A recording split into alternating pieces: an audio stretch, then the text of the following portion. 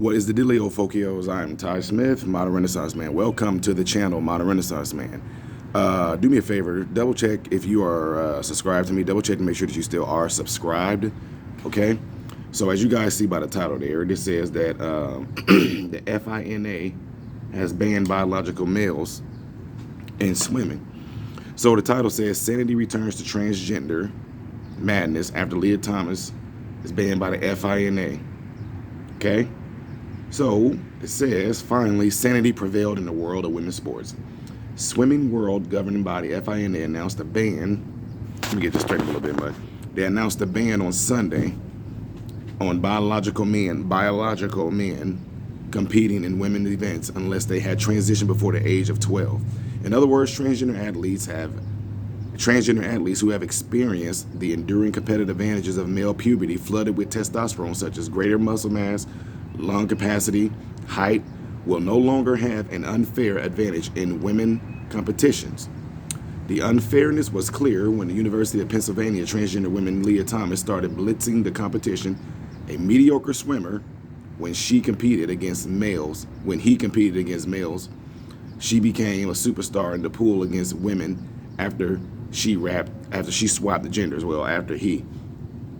Thomas went from 554th ranked in the males 200 freestyle to the fastest woman in the 500 freestyle at the NCAA championship last year. Her teammates were so cowed by the oppressive atmosphere policed by gender zealots that their Craven University, and they were forced into silence or anonymous griping. But the FINA ban is a promising sign that the pendulum is swinging back the other way on gender madness we have been living through, which has caused irreversible damage to the generation of children.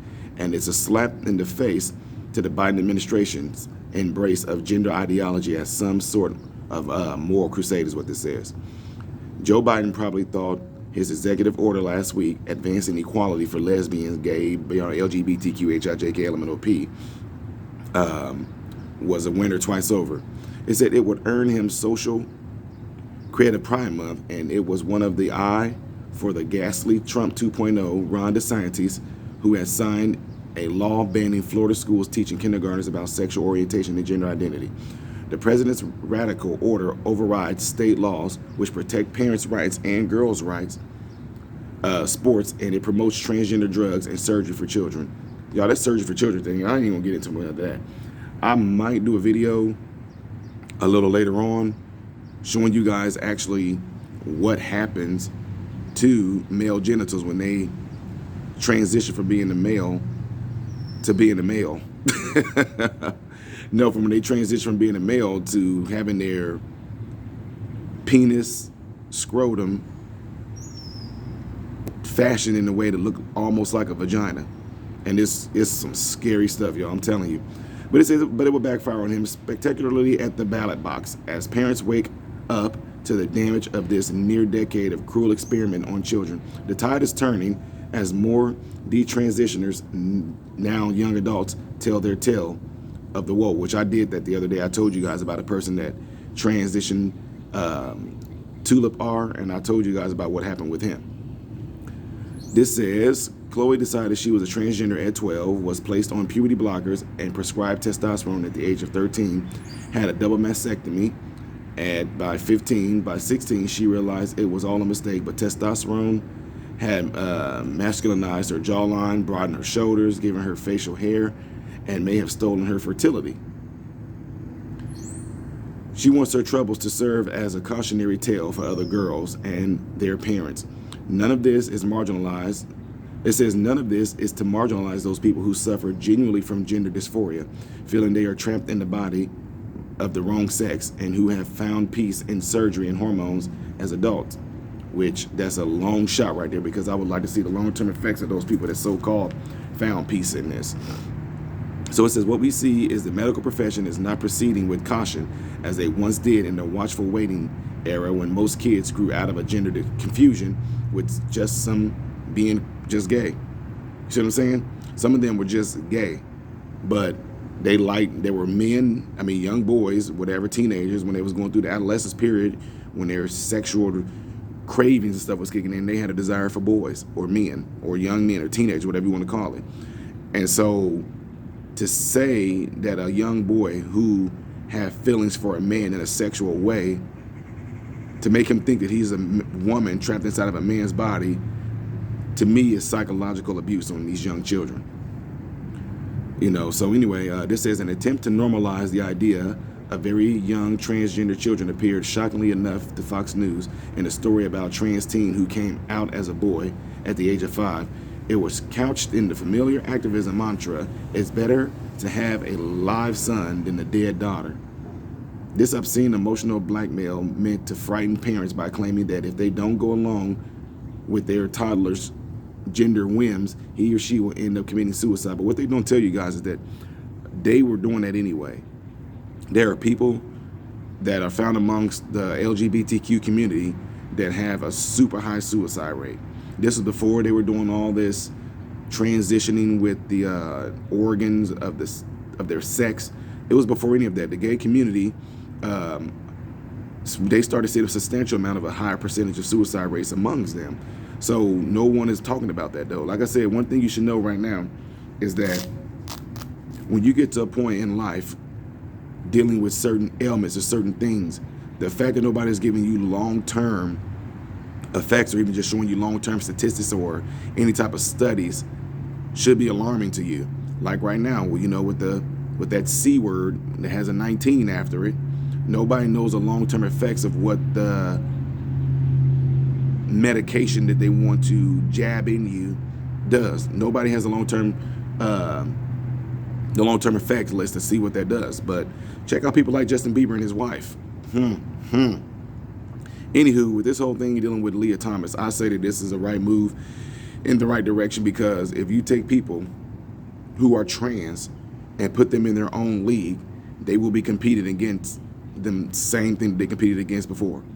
You know what I'm saying? So you take Lia Thomas, who's a man biologically, and put him in competition with other men who are trans, and these men are men biologically, what you will have is men's sports. You take a woman that wants to be a man and she wants to transition, you put her in competition with other women who think they are men that have transitioned, you will have women's sports, period. So anyway, folks, this is like really easy, cut and dry. I think a lot of things that's happening right now, the movement that's going on right now, to me, it feels like it was that of a trend. And one thing we know about trends is that they never last. One thing that does last is the truth. And the truth is, in the end, let's give it 5 years from now. I want to find out, if you guys that are watching this right now, if any of you know of anyone that has trans within the last year, 2, 3, 4, 5 years ago, 6, 7, 8, 9, 10 years ago, you know of anybody that's like that right now, let me know. Because I want to know what's going on with those individuals right now. I want to know what's going on with them physically. I want to know what's going on with them mentally, their day-to-day life, the different things that they face, because that's going to be something that I guarantee you that is going to be muffled. They're going to try to keep that portion of that silent because they don't want a lot of people to find out what these long-term effects are. What they want to do is cater to your temporary ranting or temporary confusion or temporary dysphoria, what you have going on right now, and they're going to end up giving you a permanent solution that cannot be reversed for something that you might have been thinking that was going on with you mentally that's temporary. I'm serious, y'all. This is what I'm saying. People think that folks like me that talk about things like this is hating, but we're not. I'm actually very concerned about you as an individual. I'm so concerned about you. Okay, what do they? Okay, we think it's an issue when there are people out there who we call cutters. I have a couple of patients that I've dealt with in the past that were considered to be cutters, right? And they try to give them help for that. Why? Because they're harming themselves by doing what? They're cutting themselves. But we don't see nothing wrong with someone wanting to actually, like a man, wanting to completely cut his penis off and have it completely reconstructed to look like a female's vagina. It will never be a female's vagina. It will never be a female's vagina. No different than any man right now that dress up in drag. If a grown man dresses up in drag, you will never be a woman. Any woman that has her vagina completely reconstructed and they take certain skin from your body to make it actually look or have the bulk of a penis, you don't have a penis. You will never have a penis. You won't ever have one. You don't know what it's like to have one. You won't know what it's like to. You won't know what it's like. You won't know what it's like to have a penis ever. Men will never know what it's like to have a vagina. What you have is a open canvas down there. It's no different than having your ears pierced. Why do you have to keep on? Y'all know that these people have to continuously, especially the man that has a vagina, when y'all would have a false looking vagina. Do they tell you guys that you constantly have to have a dilator inserted in there to keep you open? And it's painful. They don't tell you that, do they? And one way to explain this is, why do you have to keep putting a dilator in there? Because your body does not lie. Biology does not lie. Nature does not lie. Your body will try to heal itself. That's why, if it was indeed a real vagina, no matter how they try to reconstruct it, why does it keep trying to close up?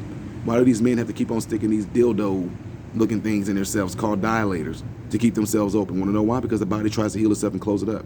I had my ear pierced when I was a preteen, a long time ago. When I say around 12, 13 years old, 12 years old, 13-ish, whatever, my ear was pierced, right? Left ear pierced. Right now, got a little bitty hole right there, right? Y'all probably can't even see it. Little bitty hole right there, look at that. It's no longer a hole. That's just a dark spot right now. You wanna know why? It closed up. It completely closed up. So what am I saying that for? That's exactly what goes on with these people that have these things done to their vagina. Let me reword that. These men who have this sex reconstruction done, gender affirmation surgery done, they have to keep on putting something in there. Why? Because it will close up. Right now, I cannot put an earring in my ear anymore because the hole is completely closed up. Yes, so that's what, anyway, y'all, I don't know how I got off on that. Point is that I'm glad that FINA is going in the right direction and doing what they're supposed to be doing right now when it comes to this. But at the same time, I don't know if this is going to actually prevent anything when it comes to, they said before they're 12 years old, because if they're taking hormone pills before they're 12, before they hit puberty, to me, it's one of two things that are going to happen. There's going to be like a chemical castration going on there, or if they do happen to take hormones before 12, before puberty, and later on, let's say when they're 16, 17 years old and they decide to stop taking it, I think the body might naturally, especially if they keep their male parts, especially if they keep the testicles, unless they do something to block the testicles from producing testosterone or sperm, whatever, that the testosterone is going to come back. Anyway, folks, let me know what y'all think of this by leaving it in the comments below after this video, all right? Don't forget to subscribe to the channel if you're new to this and you're liking what you're seeing. Don't forget to give the video a thumbs up if you actually like the information I'm putting out right here. All right, I will see you guys here in a bit. I'm Ty Smith, modern Renaissance man, hoping and praying that every last one of you have food, shelter, and clothing, and most of all, I hope and pray every last one of you guys are in great health. God bless you all through Jesus.